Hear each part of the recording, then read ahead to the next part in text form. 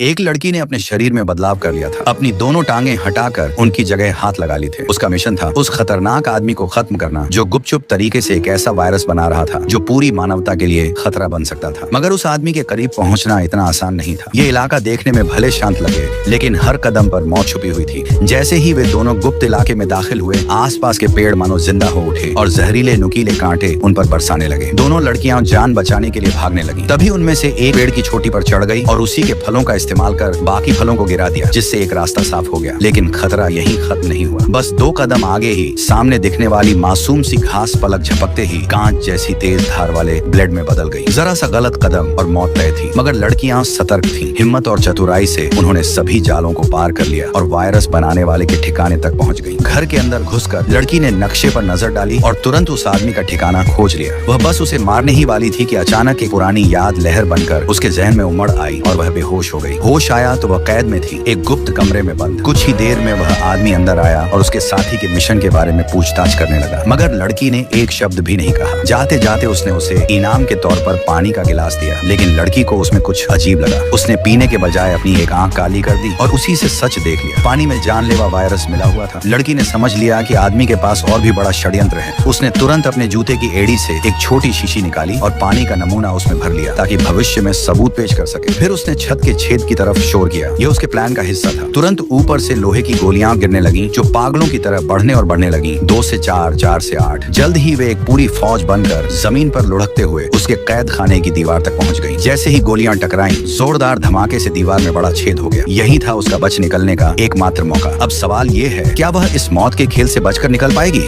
अगले भाग के लिए चैनल को सब्सक्राइब करें। आपका सहयोग ही हमारी ताकत है। वीडियो देखने के लिए आपका तहे दिल से धन्यवाद।